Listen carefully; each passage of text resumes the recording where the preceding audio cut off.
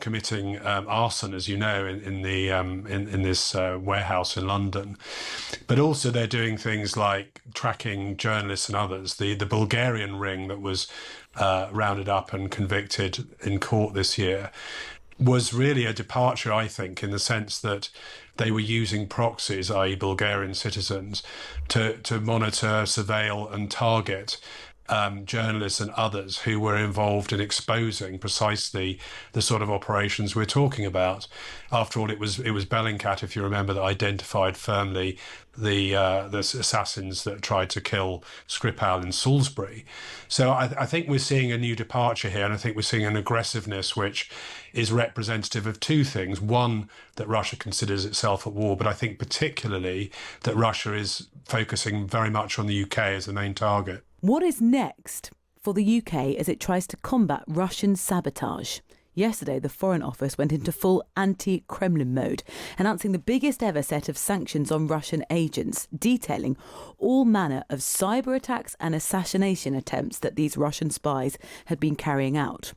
All of those individuals are in Russia, but officials insist the sanctions are more than just symbolic, because outing them will make it difficult to continue their operations.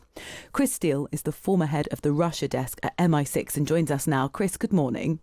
Good morning there. What have we learned, actually, more about Russia's tactics, how they were using and deploying these spies? I think what we've learned in the last sort of couple of years, really, is how their methodology has changed from being a traditional one where they had spies undercover in the embassy here. They would deploy visiting case officers into the UK, into Europe.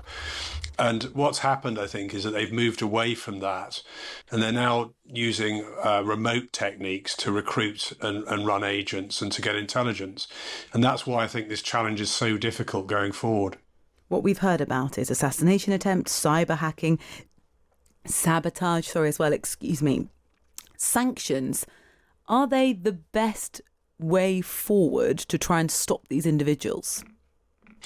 The best way to stop the individuals is, of course, to get good intelligence, preemptive intelligence out of Russia and other places, which enables us to actually stop these attacks taking place. But that's very difficult. Most intelligence tends to be retrospective. So I think sanctions are part of that situation. They're not going to deter Russia fundamentally. They're going to make life a bit difficult for these guys that have been sanctioned going forward. But I think we have no choice but to take action in this way, and we should do whatever we can. What's detailed in some length is the cyber activity that's been conducted by these Russian agents. What have they been doing? Well, Russia is essentially regards itself at war with not just Ukraine, but with NATO member states, and in particular the UK. In fact, I would argue that Russia now regards UK as its main foreign adversary. And therefore, they're going to be scoping out how to attack our critical national infrastructure, how to monitor their emigres and so on, and their dissidents in the UK. But I think particularly focused on Ukraine, it's all about what Ukraine is doing to aid, what UK is doing to aid Ukraine, whether it's arms supplies or training or anything else. That's where we're seeing the main effort coming, particularly from the GRU, the service in this case, which is the military intelligence service of Russia. And so they're trying to sort of derail Ukraine's war effort. How are they doing that? Well, they've gone as far as committing arson, as you know, in this warehouse in London. But also they're doing things like tracking journalists and others. The Bulgarian ring that was rounded up and convicted in court this year was really a departure, I think, in the sense that they were using proxies, i.e. Bulgarian citizens, to monitor, surveil and target journalists and others who were involved in exposing precisely the sort of operations we're talking about. After all, it was Bellingcat, if you remember, that identified firmly the assassins that tried to kill Skripal in Salisbury.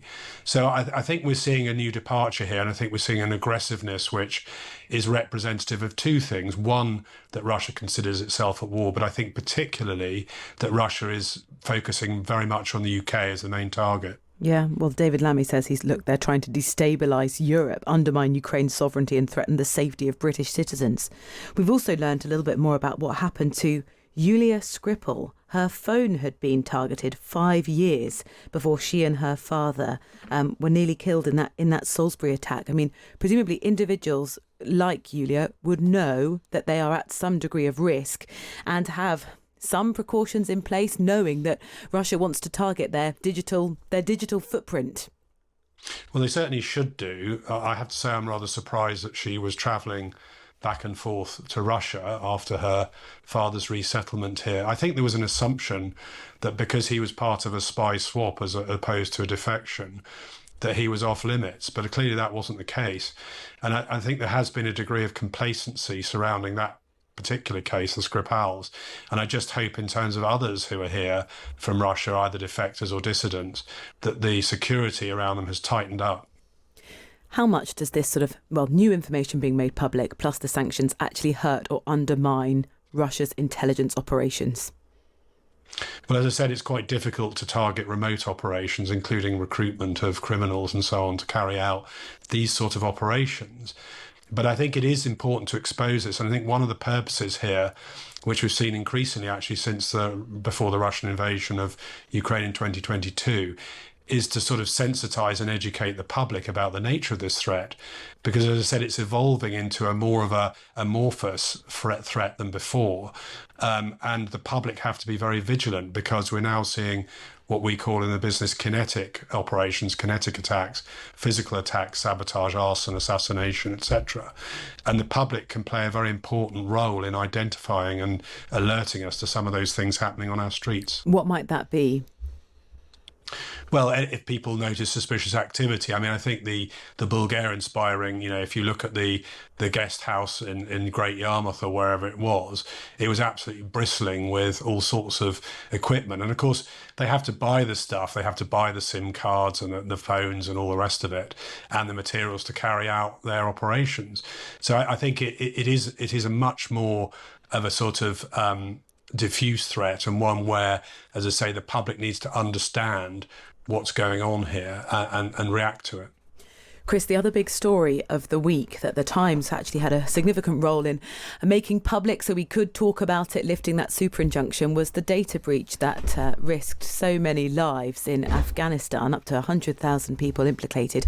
We then found out a day after the leak and the lifting of that super injunction that actually details of the individuals working in MI6 and special forces, also about 100 of them, had their details released as part of that data breach.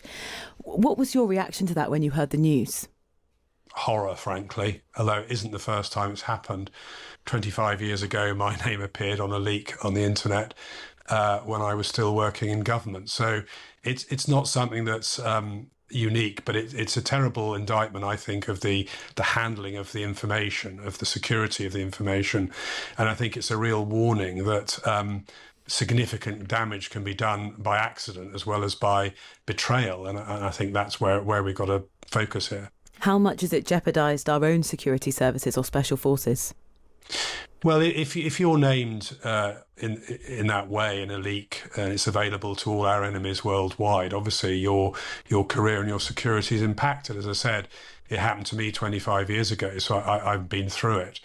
In this case, I think that obviously the issue will be not so much Afghanistan necessarily. The threat to our special forces and our security personnel will not come from the Taliban, but it will come from hostile adversarial governments like China and Russia and Iran, who will be scooping up this information and using it going forward.